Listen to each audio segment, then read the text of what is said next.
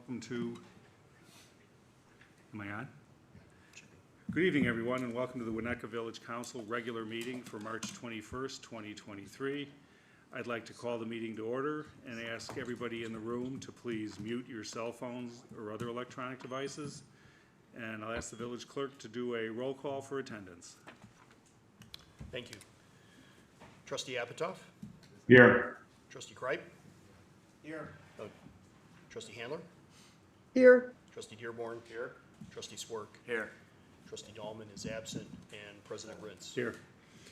All right, Trustee Apatow has provided the required notice that he is unable to attend tonight's meeting due to work obligations, and Trustee Handler has provided the required notice that she is unable to attend tonight's meeting due to illness.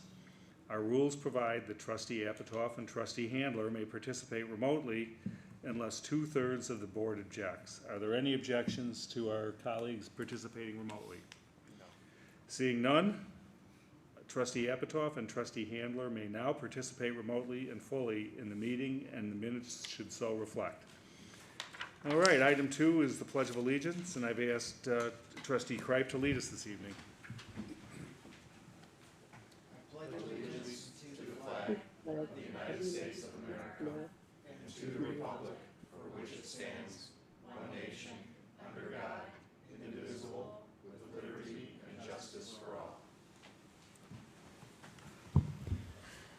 Okay, thank you. Item 3 is quorum check. Rob, you want to go ahead and? Yes, thank you. Due to the election and a holiday that week, we had scheduled the first meeting in April for April 3rd. I think we announced that last week, just confirming that that date will still work for everybody. I might be out of town. Okay, Yeah. Same here. Kevin and Rob, okay. And then April 11th is the study session, and then April 18th, regular meeting. Those dates look okay. 11th, I'm out. 11th, you're out, John. Okay, thank you. Okay. Okay. All right, item 4 is public comment. This is the time of the evening where anyone in the audience who wishes to speak on an item that is not on tonight's agenda. So just to be clear, if you are here to speak on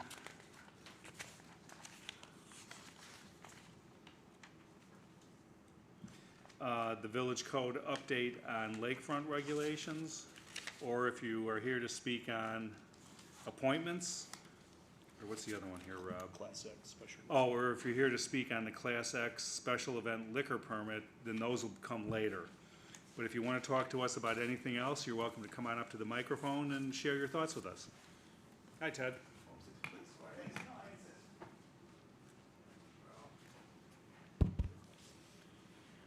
Hello, gentlemen. I just stopped to say that I live on Tower Road in Winnetka, 896 Tower, due to the largesse of my late parents, Mary and Greg Gelderman, and I would appreciate it if the village, specifically the office of the Village of Winnetka Community Development, of which Mr. David Schoen is the director, would exercise a little bit more caution on construction in a particular neighborhood.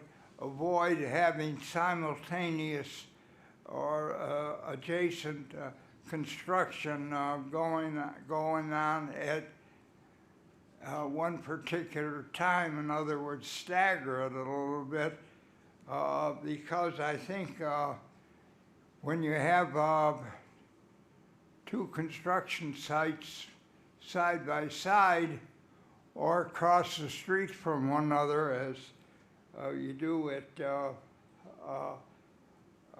in Winnetka at 877 Tower Road on the north side of the street, and then directly across the street at 848, where Tower Road, where, as we all remember, Walter and Ginny Cherry lived. that home was torn down and is being replaced. And I think when you get too much of that in going on at the same time, that it presents a bit of a noise problem as well as a safety problem. That's all I have to say. You gentlemen are doing a good job, and I wish the village and you fellows, you gentlemen and ladies, continued good health and judgment. God bless. Thank you. Thank you, Mr. Gelderman.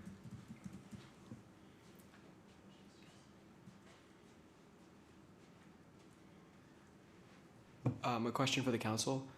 After the construction on Willow Road is complete, do you guys plan to replant the trees after, during, and that were in the forest preserve?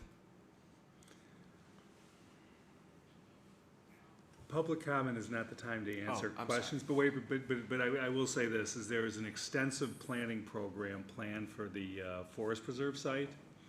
And you might be able to acquire a copy of the restoration plans from the village if you're so interested.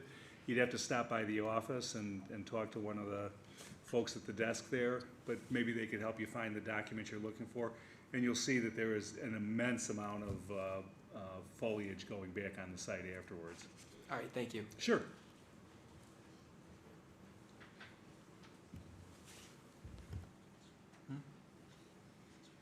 That's what I figured. Hi, Ted Winichenko.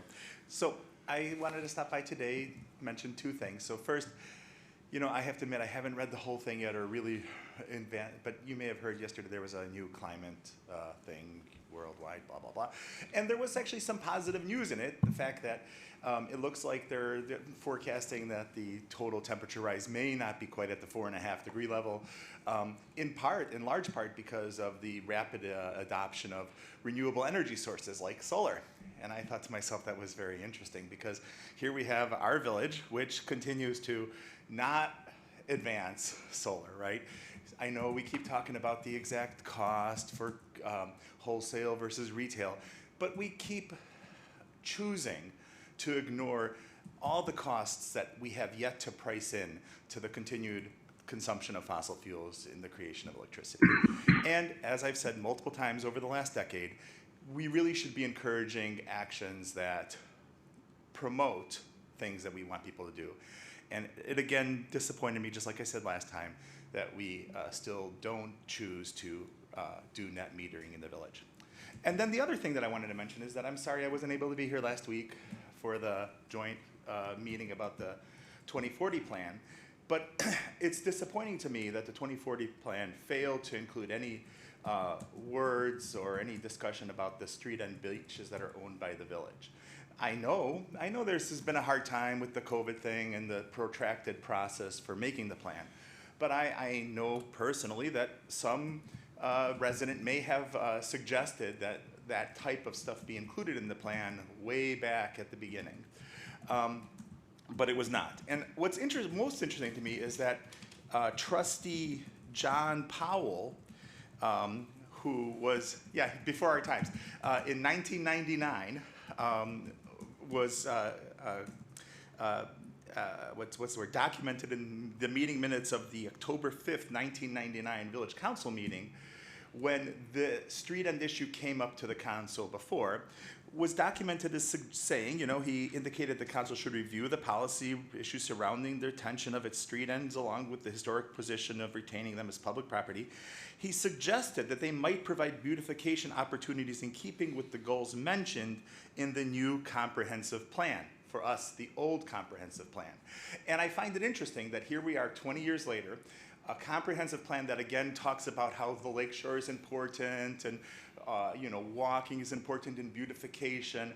And again, we have a comprehensive plan that has failed to include the village-owned street and beaches as a easy, in my opinion, possibility for improving the public's well-being in the village.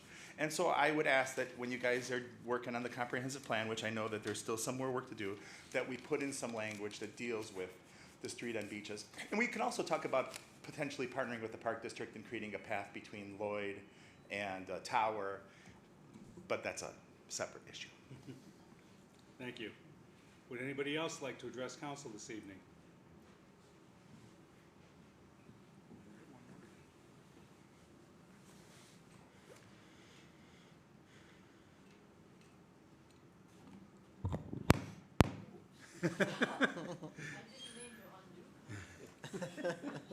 Well, you lost your chance to talk now. And I can do it in Nice. person right out there. Anyway, sorry about that. Susie Schreiber, area resident, Winnetka Park District resident. But I come to you tonight with a copy for each of the trustees and for Bob of the Lake Michigan Lakewide Watershed Plan. It's the executive summary. The entire plan can be found online, but this at least gives you the map and, you know, something just to look at and reference. But in a part of it, some of the issues that have come up from Winthrop Harbor all the way down through Chicago has been E. coli, and that I talked with Mike Priscilla, who is one of the leads on writing and getting all of the communities together to write this plan on E. coli. And when this process started in 1998, early 2000s, we didn't have as many cove beaches as we do now. And they're private and public, you know, on the 63 miles of Illinois shoreline on Lake Michigan. And the question has come up at various different gatherings or just people inquiring. When you have a cove beach in a southeast, east, or northeast wind, is there a chance for E. coli maybe to collect in the little cove part, not in the center? So if you're going down there and where are you going to build your sandcastle, you know, location, where's the best place? Maybe it makes no difference. We don't know the answer, but when I was talking to Mike Priscilla, who's with Lake County Stormwater Management, as I said, he said, you know, it's an interesting question, and that he was going to follow up with Mark Pfister at Lake County Health Department, and I'll follow up with Scott Britton, the Cook County 14th District Commissioner. But this is just here tonight to say that maybe this summer we can participate, you know, coordinate with our beach testing and at least pick 1 or 2 cove beaches and see if the little coves test differently than the center. So that's my request this evening. And it allows us to work cooperatively with the Lake Michigan watershed plans throughout the entire lake. Is this the report that was just recently released Yes. by Lake County? Yes. Oh, Yes. fantastic. Thank So you. I just brought executive summaries for you all tonight. Thank you for that.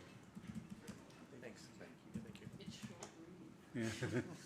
I looked at the report online, not so short. Oh, well, yeah, no, that is quite long, and there's a companion that's the North Branch of the Chicago River, but I don't have enough copies, I ran out, but I will deliver them to Bob.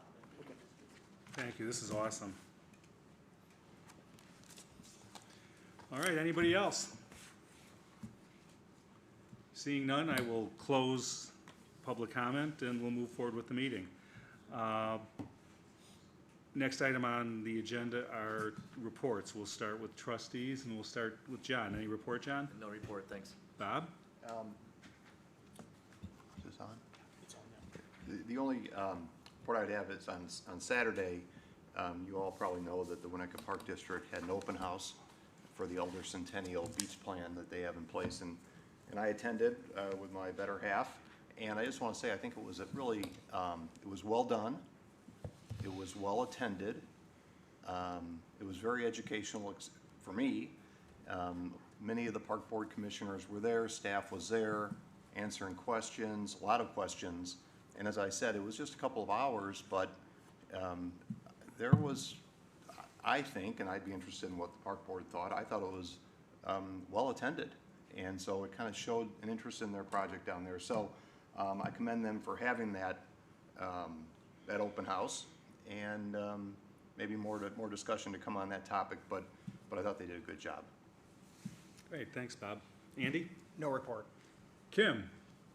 No report. Rob? No report tonight. Okay. Village attorney? No report tonight. Village manager? No report this evening.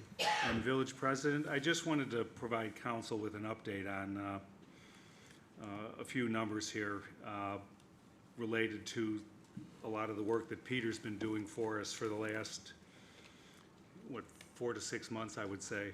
And, just an update on extracurriculars. These are things that were not included in our budget, but obviously are part of our spend this year. So the 205 Sheridan Road development, to date, we've been billed $14,355 on that particular matter. On the lakefront regulations matter, we have been billed a total of $46,427.50. And that's just getting us to tonight on the lakefront regulations. And a lot of that obviously was the magnificent memo that was generated by Peter and his folks over there. And the third one is an OMA request for review, 2022 PAC request, and that now is at $11,069. So that's the PAC request on the Open Meetings Act for the. So I'm looking at 21 and another 46. So that's what, 68,000 bucks to date. So just something to keep in mind as we keep giving special assignments out to our village attorneys as we move forward. All important work that needed to be done, but nonetheless, it is important to know how much we're spending as we're going through these exercises as well. So that's my happy report for this evening. All right, item 6 is approval of the consent agenda. Does any trustee wish to remove an item on the consent agenda for a separate vote? Seeing none, may I have a motion to approve the final form of the consent agenda? So moved. Second. Voice vote. All those in favor? Aye. Aye. Opposed? Okay, that motion carries, and I will now ask the village clerk to read the items on the consent agenda. Thank you. Approval of the warrant list dated February 24th through March 9th, 2023, in the amount of $1,602,633.38. Ordinance number MC-02-2023, amending Chapter 9.12 of the Winnetka Village Code concerning firearm regulations. Resolution number R36-2023, awarding a contract to Great Lakes Urban Forestry Management for forestry professional services in fiscal year 23. Resolution number R37-2023, awarding a contract to Advanced Tree Care Incorporated for tree watering services. Resolution number R38-2023, approving an extension agreement for professional services with Strand Associates for engineering and other related work related to the Hibbert Preserve Stormwater Project. Resolution R39-2023, establishing changes in the compensation of village manager, and resolution number R40-2023, approving and establishing the compensation of department heads effective January 1st, 2023. Thank you, Rob. Okay, may I have a motion to approve the consent agenda by omnibus vote? So moved. Second? Roll call vote? Trustee Swerk? Yes. Trustee Dearborn? Yes. Trustee Handler? Yes. Trustee Kripe? Yes. Trustee Apatow? Yes. All right, that motion carries. Moving on here, we'll go to ordinances and resolutions now. Our first ordinance is number MC-04-2023, amending the Winnetka Village Code regarding the Class X special use liquor permit classification. Council will consider an amendment to the Class X special event liquor permit for the farmers market. And our interim police chief, Brian O'Connell, is here this evening to review. Thank you, President Rintz, Council. Before I begin, I just want to introduce Administrative Services Manager Carrie Kaup, who's here with us tonight. Hopefully, between the two of us, we can answer any questions that you may have as follow-up that she could assist with. She is the primary point of contact when all of these permits and requests come in through records, so she is well-versed in what may need to be answered for you this evening. The Winnetka Northfield Glencoe Chamber of Commerce hosts a farmers market within the village of Winnetka every Saturday for 22 weeks, beginning in June through the end of October. Recently, representatives from the Winnetka Farmers Market met with village staff to discuss this season plans. During that discussion, issues were discussed in hopes the village would give further consideration related to the expectations, limitations, and cost placed on vendors who wish to sell or serve alcohol at the market. Currently, the language under the Class X special use permit of the code requires the vendor or vendors wishing to sell or serve alcoholic liquor to apply for a new Class X permit each week at a cost of $25 a day with a max of $75 per event. This is in addition to the fees associated with the required state of Illinois special use permit license. Since the number of licenses is limited to a max of 15 per total days per location per a 12-month period, this language in the code prohibits these specific market vendors from attending each day throughout the 22 weeks. Also related to the hours of service under the current special event liquor license, the hours of sale or service for this type of event are prohibited until 11 a.m. The reality here is that the vendors that are represented at the farmer's market are unable to participate until the remaining hours of the event. So they come in at 7:30, they set up, they have to wait till 11. It typically goes till 12:30. So as you can appreciate, they are at a disadvantage there. Appreciating these concerns, village staff reviewed the issues with the village attorney, and as a result, we are asking for your consideration to amend the village code specifically under section 5.09.100, titled Classification of License, subsection 5-S-4, This would first be addressing the concerns of the amount of licenses required and the costs associated if a license is approved. So basically, a liquor vendor for the farmer's market could apply for a Class X license for the duration of the market season and would not be required to obtain a separate Class X license for each week of the market. This would allow for a vendor to apply for a single-day license if they choose at a $25 fee, or for allowing the vendor to apply for the entire season at a $75 max cap. In addition to that amendment change, we are asking for your consideration to amend 5.09.250 under hours of service. This is subsection C2. Allowing the authorized Class X licensed vendor to allow for sale and service of the alcoholic liquor under the following hours. So it's two-part. One, for alcoholic liquor sales in the original packaging, for consumption off-premise, the hours proposed would be 7 a.m. to 2 p.m. For alcoholic liquor sold for consumption on the premise, including tastings, those hours would be 11 a.m. to 2 p.m. Appreciating the current language of the village code under the special events prohibits sale and service until 11 a.m. and ending at 10 p.m. or 2 a.m. depending upon certain criteria. So we would be changing two sections of the code to assist with the farmer's market event for the season. And I'm willing to take any questions you may have. Okay, any questions for Brian? I have two simple questions. Compare this to like Hometown. What was Hometown's starting time now? That was recently changed, I think. So I believe it's 9 a.m. for Hometown. We would be following more of a grocery store model under the Class B, and we would be viewing the market as just that. Okay. And then have any of the vendors been in communication with you on these hours of like the 11? Does that make sense? Does it help them? Yes. Well, we've been in contact with the chamber as well on this. And they're good with 11? Yes. Because I personally would not mind going earlier, but just a thought. That's it. So Thanks. Chief, you want to clarify the package sale would begin at 7. Right.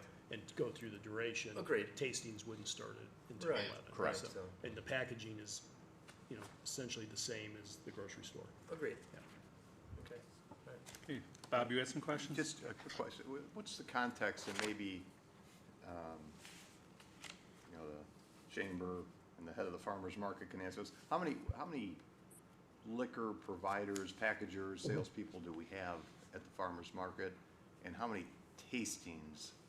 I guess I just buy cheese and stuff when I go there, so I don't really look at the liquor.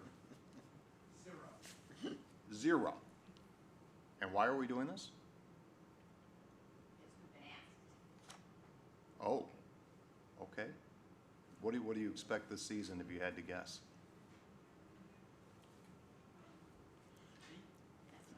Three vendors, and they want to have tastings. So this has been, do other farmers markets? They do. Okay, all right. Yeah, I can see where with craft beer and craft vodkas and craft Cider. bourbons, it's becoming. Ciders. Oh, cider, right? Okay. Trustee Dearborn, if I could, Yeah. Please, Brian. maybe allowing, this consideration would entice more vendors to Yeah, apply and actually show up for this event, knowing that they okay, can that'd be good. participate in the full event. Or expand their offerings for existings, right? But I got a quick follow-up on Bob's question, which is, if they buy liquor there and they start walking around town with liquor, I assume that they can't do, other than the music fest, I don't think you can do that, can you? If it's sealed, you can transport it to and from your desired location. If you open it on the street, that's another issue for us, yes. And what is that issue? It's possession of open alcohol. There you go. Yeah, so I'm just curious what that, how does this open up that can of worms? Well, respectfully, I would compare it to anyone that would be allowed to go to the Grand or Lakeside and purchase alcohol at that time of day and transport it to and from their location. I'm fine with that. I'm talking about if somebody grabs a craft beer at somebody's stand and decides to take a walk to the bookstore, that doesn't fly, I assume. Is that what Open- this is, Brian? I don't know that this. No. It's packaged liquor, Rob. But they have tastings, and tastings would be small. Right. After 11, it's anything or something. And that would remain on premise, on the premise of the farmer's market. Yeah, that's what it would have to, yeah. Correct. I'm sorry if I misunderstood you. And you mentioned other farmers markets have this. Do they also start at 11 or earlier? Do we know? I don't know. I just to make sure we're not short-sighting a vendor at 11 o'clock. So that's all. Others, Andy? No questions. It all looks great to me. I'm with John. If we wanted more flexibility on the hours, I'd give it, but good job. Thank you. Yeah. Kim, any ideas, any thoughts? No questions. Okay. All right, we'll open it up to the public. Would anybody like to speak to this item for public comment? Seeing none, I'll bring it back up. Any other comments or questions? Chris, should we ask Terry or Rocky? Yeah. if they Oh, you want to say something? I'll speak on behalf of the Okay, 3 minutes.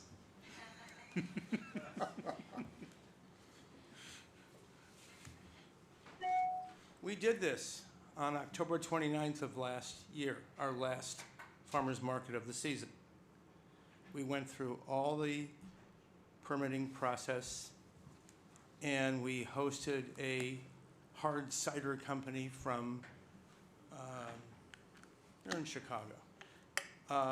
And she did rather well in a very short period of time. We had, I think, 3 or 4 food vendors. We had live music, and we had a hard cider company. We had that sign posted at every entrance and egress of the park. This is not in the parking lot. This is in the park. So it's Park District. It's not UP. And we didn't have any problems.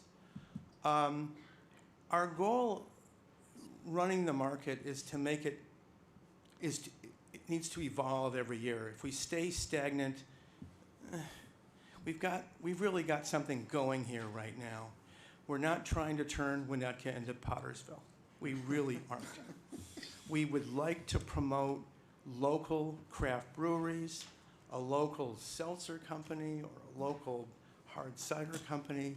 That's what we want. We've got a lot of people coming to this market every Saturday. And the event we called it last October 29th was the aftermarket event. And we would like to do that again, maybe 4 or 5 times this summer. something like that, once in June, once in July, August, September, October. Mother Nature, you know, helping. That's the point. We want to do something a little bit more each year with the market to make it that much more attractive to our community. And yes, we'll get Mark Aroma's in, Grateful Bites is in, I got a hot dog guy that's in, I'm looking for a tostada guy or or an empanada guy right now. But that's what we're after, okay? A nice something after the market between 11 and, I think you said 2. 11 and 2, where people can stay in the park. One of the prettiest parks in Winnetka, by the way, that's totally unutilized. Have live music. I've been in contact with New Trier, and the jazz ensemble is thinking about it. Let's put it that way. That's the idea.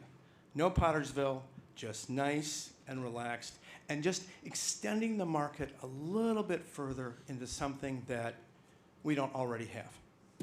That's it. Great. Thanks, Rocky. Thank Would you for anybody else like considering. to speak? Chris, shall we, I mean, there seems to be a question about 11 to 2. Rocky, Terry, 11 to 2, okay? Yeah. Yeah, it's like, Good evening, I'm Terry Dason, the Executive Director of the Winnetka Northfield Glencoe Chamber of Commerce.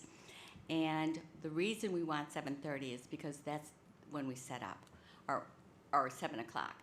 We have all the vendors show up, and everybody has to have their cars gone, and they have to be completely set up so that it's safe for everyone else that is, the customers start showing up at 7:15. And so our vendors, the liquor vendors, the cider vendors and everything, they need to have all their merchandise there, their car parked somewhere else, and set up ready for business. That's how we have to do it. And if they showed up at 10:30, No, it I'm would talking be about more the problem. tasting. I'm talking about the So the tastings. tastings are, we're fine with 11 o'clock right now. Okay. Let's That's just, what- let's start, you know, Okay. like this. But I want to be able to have them work the market from 7:30 to 11 and sell packaged, and then at that point, they can start doing tastings. And then we go on to the aftermarket could always change that. 5 times. Sure. Good. Thank you. You good, Bob? Yeah, sure. Okay. All right, any final comments, thoughts, questions, discussion? All right, we have the opportunity to waive introduction. I would be in favor of that. Bob? Sure. Andy? Yeah, I'm seeing all yeses here, so if I'm waiving, I need a motion to waive introduction of ordinance number MC 04-2023. So moved. Second. Voice vote, all those in favor? Aye. Aye. Opposed? Okay, that motion carries. Now may I have a motion to adopt ordinance number MC 04-2023? So moved. Second? Roll call vote? Trustee Swerk? Yes. Trustee Dearborn? Yes. Trustee Handler? Yes, Trustee Kripe? Yes. Trustee Apatow? Yes. That motion carries. Thanks a lot, Brian. Thank you. And thank you guys too. Thanks, Brian. Looking forward to some warm weather and. yeah. All right, the next item is ordinance number MC 05-2023. This is the Village Code Update Lakefront Regulations up for adoption. Village Attorney Peter Friedman will present the suggested amendments to the Village Code as introduced by council at the March 7th meeting. So we'll turn it over to Peter to start things off.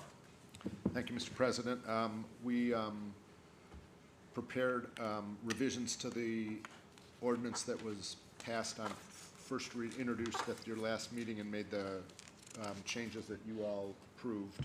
I can go through them, they're very brief. Sure. They are black-lined in color on the document that was submitted. The first, under the purpose section, we changed accelerate to impact, and we also added the general health, safety, and welfare of the village and its residents to the purpose section, as was discussed. The next change is in 1578-070 on page 88 of 94. With regard to any appeal of the village engineer's decision, we increased the notice provision from 500 to 1,000 feet from the subject property. And then in the last section, the criteria for permit approval, we made the same changes in addition to fixing the typo on site and site. We added to the phrase that's repeated 3 times with regard to minimally necessary to achieve the intended and proper purpose of the project. And then also we added and to be consistent with the purposes set forth in the purpose section of the ordinance. And those were the changes. Awesome. All right, any questions for Peter?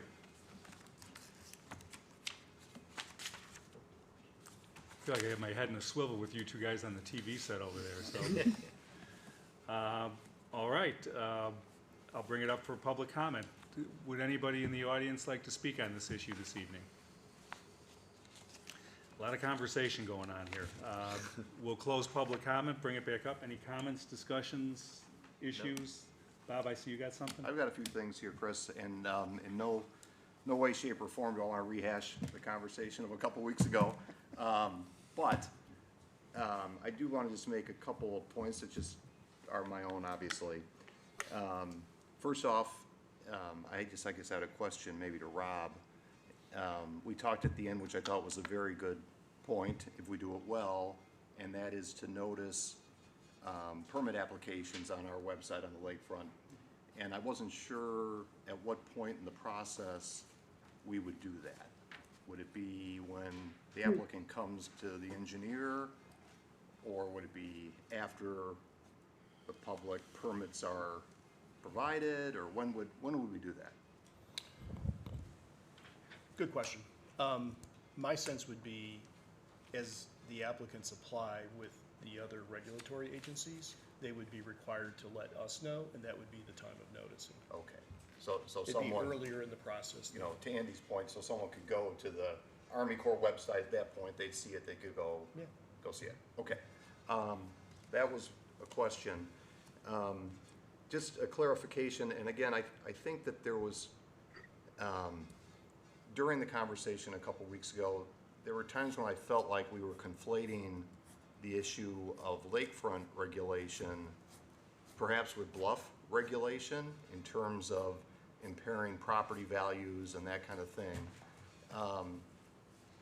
To me, and I think in the comp plan, even though Trustee Handler was not pleased with the amount of commentary about the lakefront, we get that, but in the comp plan, they definitely talked about bluff regulation, and they talked about lakefront regulation.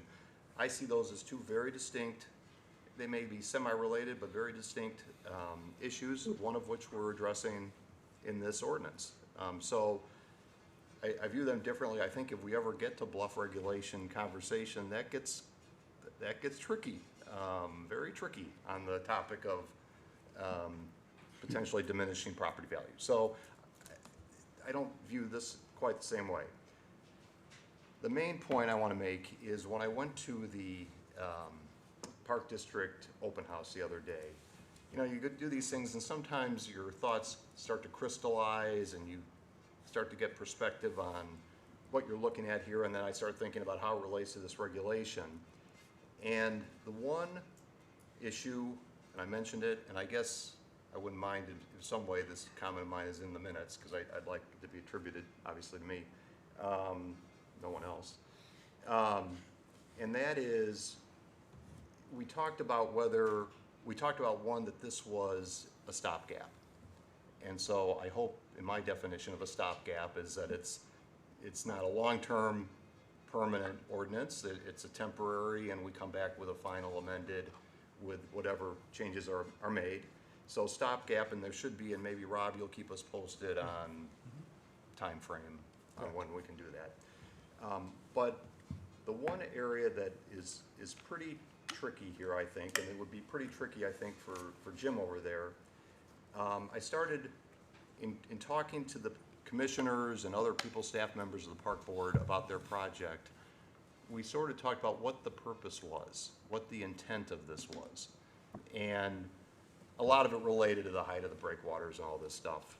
And I'm not specifically wanting to talk about their project, but it made me realize that if we want to maybe talk about it in stormwater parlance, it would be, we're trying to protect against a 100-year storm.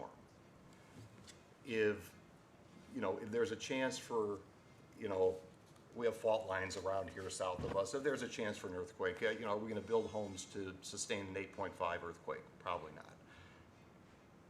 And I think that the question on the intended and proper purpose, and Chris, you sort of talked about this, that this is an engineering thing, you sort of get the numbers and you back into it. The issue to me, I guess when I walk away from and reflecting on the conversations I had at that open house, are not what is the minimal, the issue, the challenge is not what's minimally necessary.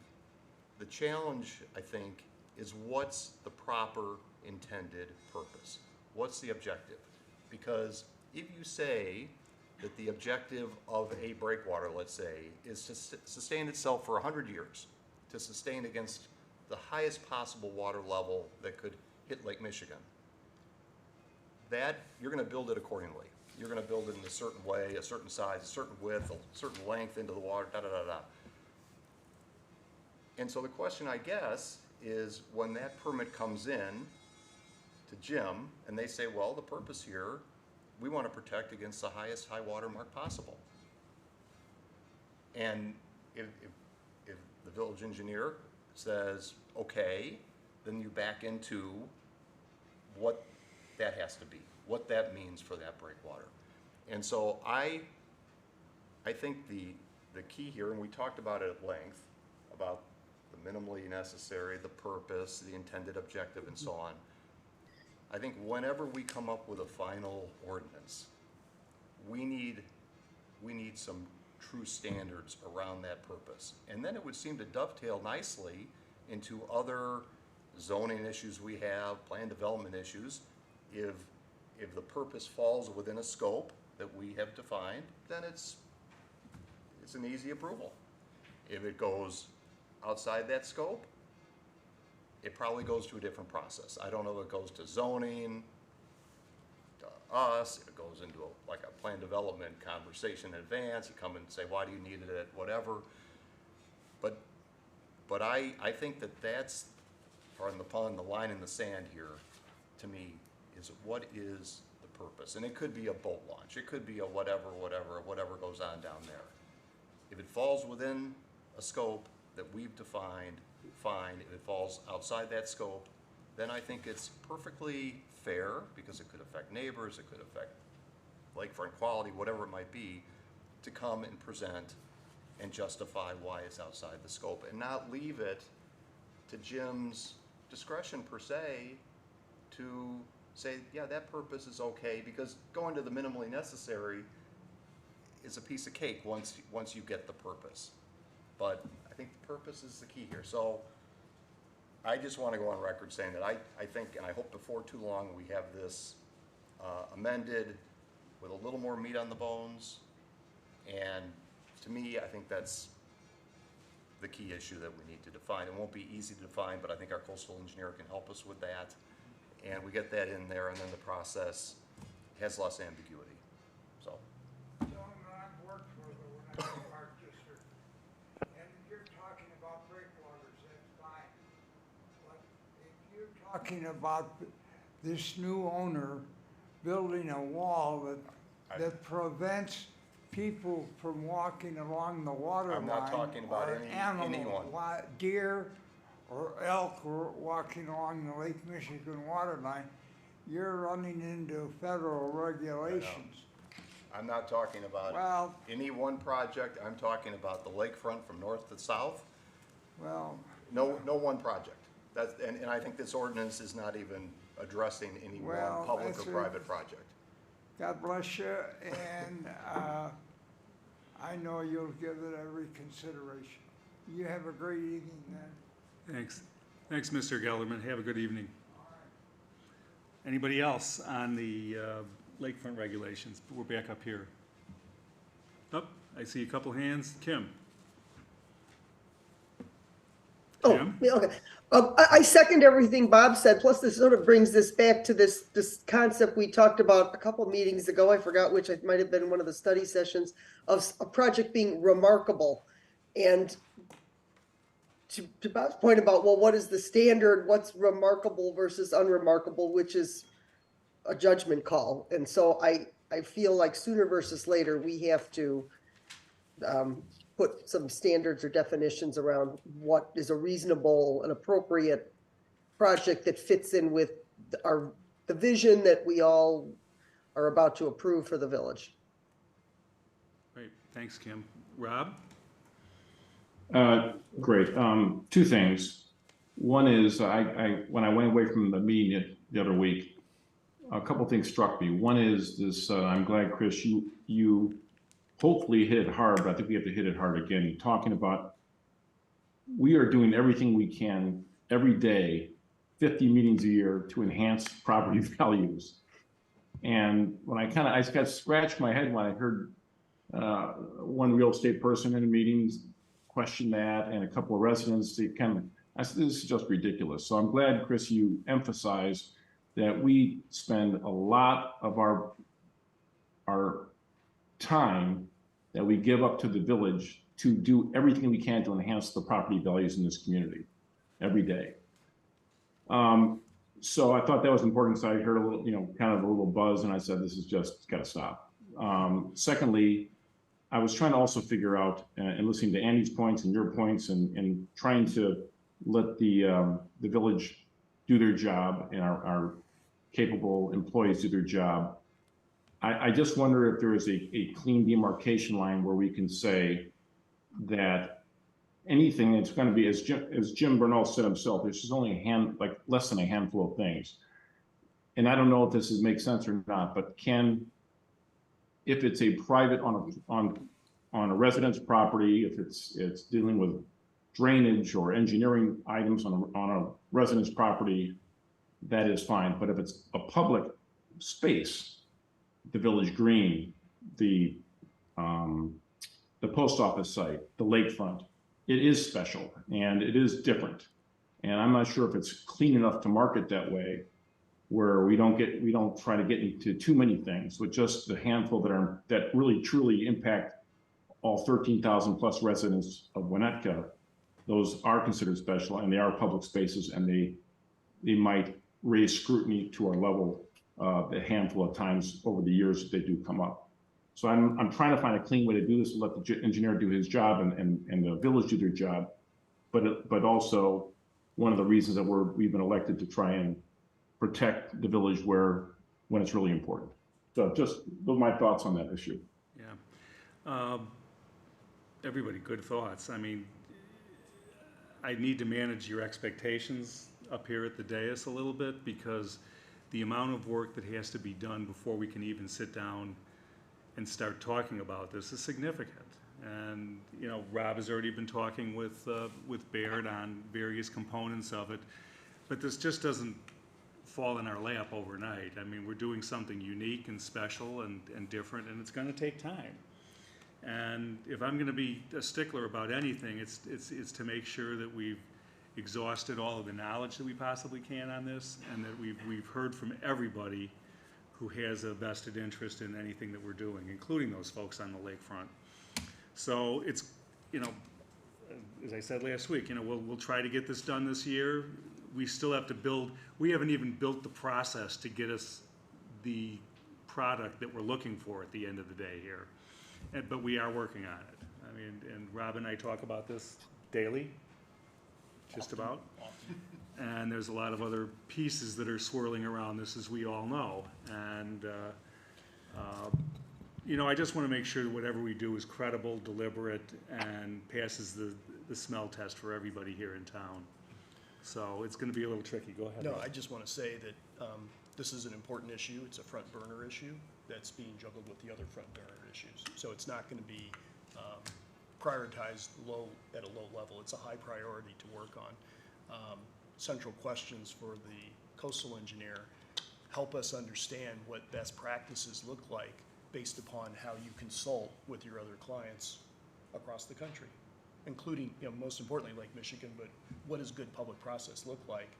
And what are those standards that go along with it? So those are some of the initial questions we're looking at.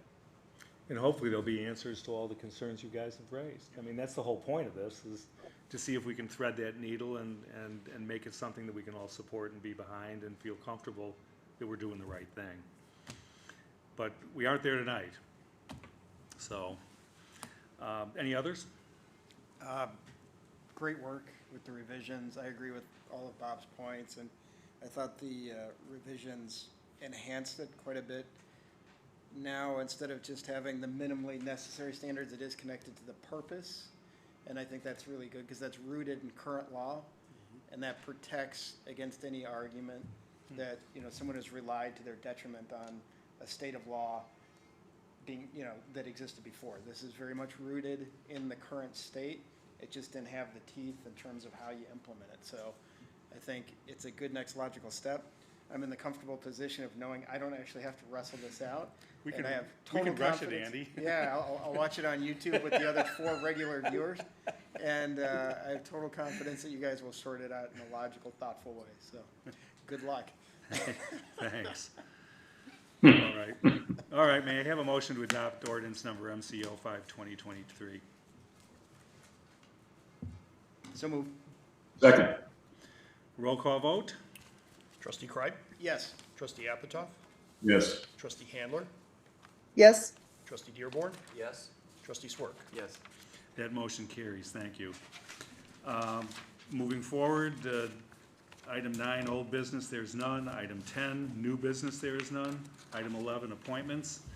I'm putting forth Fritz Duda to a full term on the Design Review Board. His term will expire on March 21st, 2028.